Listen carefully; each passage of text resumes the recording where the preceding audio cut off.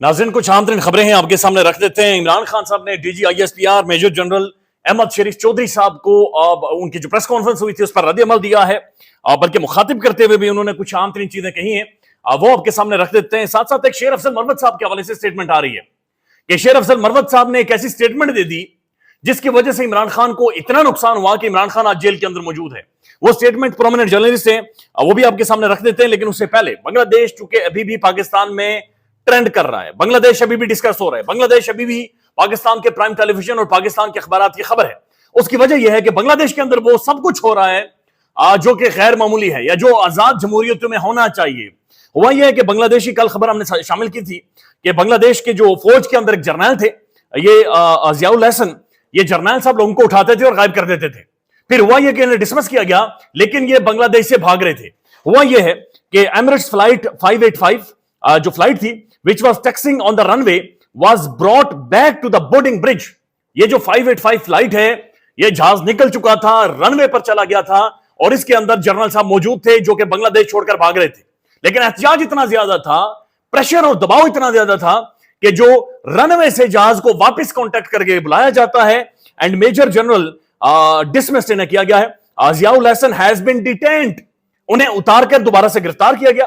Director general of the forces intelligence, जो बांग्लादेश की director general हैं इंटेलिजेंस एजेंसीज के, उन्होंने उसे बाकायदे से उसे ढाका कैंटोनमेंट में लेकर गए हैं। Sincere thanks to everyone who assisted in the arrest of Zia. ये समी है, ये बांग्लादेश के अंदर सारे हालात को रिपोर्ट कर रहे हैं। इन्होंने कहा कि जनाब सिंसियर थैंक्स सबका जिन्होंने इस बंदे को, इस जर्नल को गिरफ्तार करवाया। हालांकि ये निकल रहा था लेकिन उसे दबोच कर वापस लाया गया और उसे बाकायदा से इदारों के हवाले कर दिया गया कि इस बंदे ने लोगों को उठाया है, गायब किया, ये गायब नहीं होना चाहिए। अब ये स्टेटमेंट है, बल्कि रात अल जजीरा भी इसके ऊपर चलाता रहा है, तमाम तर बैनुल अक़वामी अखबारात, इवन CNN, BBC इसके ऊपर लिख रहे हैं द लास्ट आवर ऑफ हसीना वाजिद। बांग्लादेश के अंदर हसीना वाजिद का आखिरी एक घंटे के बारे में लिखा जाता है कि Miss Hasina Wajid insisted on beating back the protesters. Hasina Wajid ने यह कहा कि मार दो, कुचल दो, ये जितने भी लोग मौजूद हैं ये दहशतगर्द हैं, इन्हें मार दो, जो मर्जी है कर दो। फिर उसके बाद उन्होंने कहा कि जनाब पुलिस जो कर रही है ये ठीक कर रही है, पुलिस ने जो 400 बंदा मारा है ये बिल्कुल ठीक किया है। और उन्होंने फौज को कहा, अपनी आर्मी को कहा कि जनाब तुम लोग भी ऐसा ही करो, मार दो प्रोटेस्टर्स को, कुचल दो। But her chiefs made it clear that would be impossible. लेकिन वहां के जो आर्मी चीफ हैं उन्होंने हसीना वाजिद को बड़ा क्लियर कट ये कहा कि जनाब ये पॉसिबल नहीं है। अब ये बात समझें कि ये हसीना वाजिद की भतीजी के शोहर है। हसीना वाजिद ने इन्हें चुनकर लगाया था, चुनकर ऊपर लेकर आई थी, उनकी फैमिली मेंबर है, उनके बड़े करीबी साथी हैं। उन्होंने क्लियर कट कहा कि ना ये इंपॉसिबल है। The number streaming into the streets were in the hundreds of thousand. लाखों लोग सड़कों के ऊपर मौजूद हैं। Many were already getting close to the neighbourhood around her residence. ये बहुत सारे लोग हसीना वाजिद के करीब पहुंच चुके हैं, उसके घर, उसकी रिहायशगाह के बिल्कुल चारों तरफ पहुंच चुके हैं। To protect her would require carnage and even then they were not sure they could repel crowd so big. वो कह रहे हैं कि इसके लिए हमें लाशें बिछानी पड़ेंगी, हमें कब्रिस्तान बनाना पड़ेगा, लेकिन हमें नहीं लग रहा कि उसके बाद भी ये मुमकिन हो सकेगा। लिहाजा हसीना वाजिद तुसी तक गियो और 100% गियो। लिहाजा एक ही गल है, 45 मिनट ने नसो, इथों नसो, जितना नस सकते हो उतना नसो। लिहाजा ये जो आखिरी कन्वर्सेशन है कि जनाब उन्हें, बल्कि लिखा जा रहा है कि when they returned about 20 minutes later from a side room, the prime minister was quiet but still reluctant. The army chief जनाब general Waqar-uz-Zaman, who is related to the Miss Hasina by the marriage, then dialed up her son जनाब सजीव वजीद, और उनके बेटे को phone किया Virginia में जो मौजूद थे, और उन्होंने कहा कि जनाब अपनी मदर को यहां से निकालें, ये मारी जाएंगी यहाँ पर, क्योंकि अवाम आ गई है और अवाम शदीद गुस्से में है और यहां से हसीना वाजिद को बचाना लगभग नामुमकिन है। एक स्टेटमेंट है जो पाकिस्तान के हवाले से, और ये स्टेटमेंट है जनाब शब्बर जैदी साहब की, साबिक FBI के चेयरमैन, और इसी तरह की स्टेटमेंट है या गुफ्तगू बातचीत मुशाहिद हुसैन सैयद साहब ने भी की, लेकिन इनकी स्टेटमेंट थोड़ी सी डिफरेंट इसलिए है, इनका यह कहना है कि वो वक्त जल्दी आने वाला है जब जनरल आसिम मुनीर साहब और इमरान खान सऊदी अरब और अमेरिकन एम्बेसी के अंदर बैठकर मामलात को तय करके निकलेंगे। शब्बर जैदी साहब को सुन लें। इमरान खान और आसिम मुनीर, ये दोनों बड़े आदमी सऊदी एम्बेसी या अमेरिकन एम्बेसी में बैठेंगे और आपस में एक फैसला करके उठ जाएंगे। एस्टेब्लिशमेंट का करीब तरीन इंसान अगर पाकिस्तान में को पैदा हुआ है वो इमरान खान है। एस्टेब्लिशमेंट की क्या ख्वाहिश है पाकिस्तान में?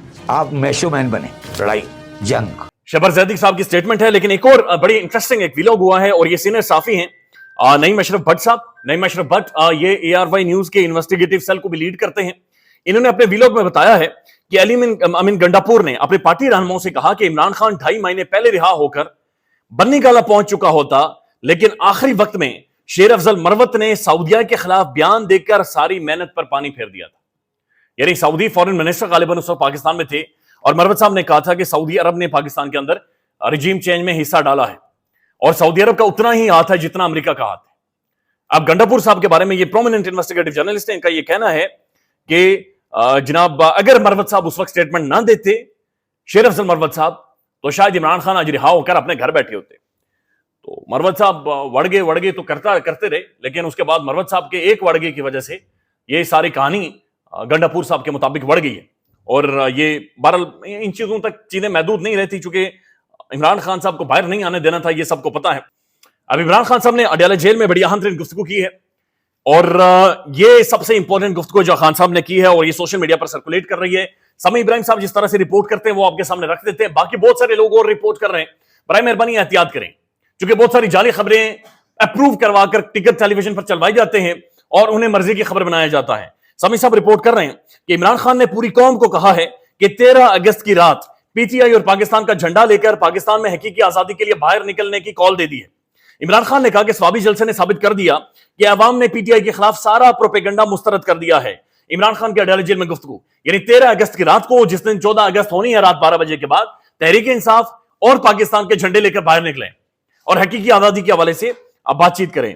इमरान खान ने कहा कि जनाब जब उनसे सवाल पूछा गया DG ISPR साहब की प्रेस कॉन्फ्रेंस के हवाले से, जहां पर उन्होंने कहा कि 9 मई के ऊपर हमारे क्लियर कट स्टांस है, स्टेटमेंट है, खान साहब ने कहा कि DG ISPR की प्रेस कॉन्फ्रेंस का जवाब इस तरह से दूंगा कि मैं फौज से बात इसलिए करना चाहता था।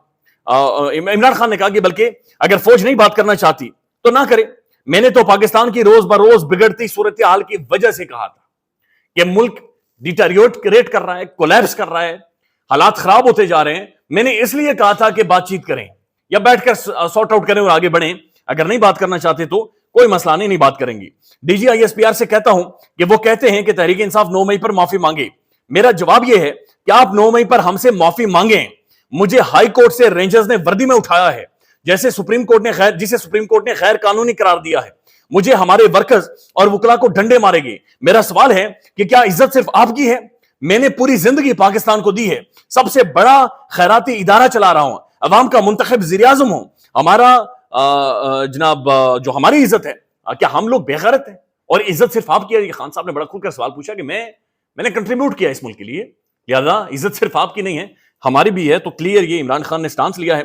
फिर इमरान खान ने कहा कि आप माफी की बातचीत करते हैं, पहले भी कहा है, फिर कहता हूं, CCTV फुटेज से साबित कर दें कि PTI लीडर्स या वर्कर्स ने आग लगाई है, उन्हें पार्टी से भी निकालूं और उन्हें सजा दिलवाने में आपका साथ दूंगा।